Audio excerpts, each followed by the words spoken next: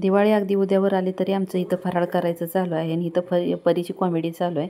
अगदी सगळ्याला पोट दुखेपर्यंत तिनं हसवलं. आणि इथं आदेशला मी संध्याकाळी झोपवून आमचं इथं आता संध्याकाळचे 9:30 वाजलेत आणि इथं करंज्या करायचं काम चालू आहे आणि तिला मला मदत करायची होती. व्हिडिओ शूट केला पण टेक्निकल प्रॉब्लेममुळे याचा व्हॉइस जो होता तो येतच नव्हता, त्यामुळे मला इथं व्हॉइस ओव्हर करावं लागलं.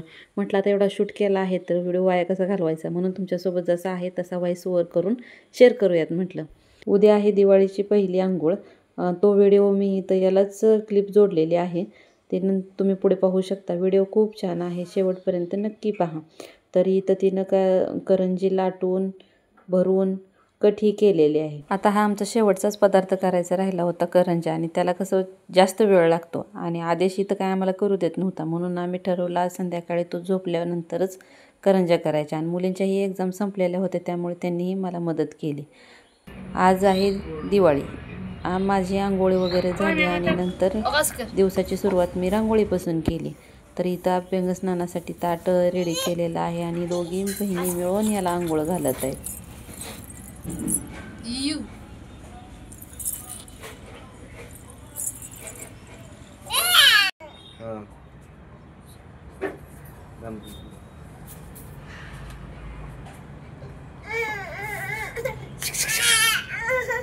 अगो बाई लय जास्त.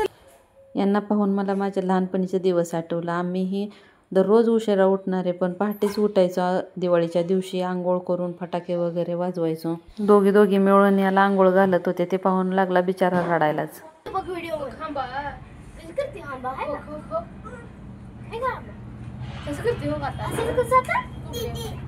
दोघी बहिणींनी मिळून त्याला पहिल्यांदा तेल लावले, मसाज केली आणि नंतर उठणं लावलं. उठणं लावून अंगाला चोळून घेतलं. पण याचं काय नाही, याचं फक्त रडायचंच चालू होतं. परी त्याला आंघोळ घालायला लागले. कसं तर नादी लावून तिनं आंघोळ बाजूला परी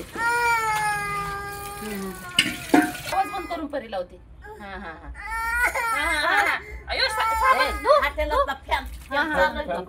फॅन होतो आपण. छान छान आहे, वास येतोय. छान छान आहे, छान वास येतोय. आदेशची आंघोळ झाली, त्याचे औक्षण केले. त्याचं सगळं आवरल्यानंतर आकाशचे मी औक्षण केले इथं.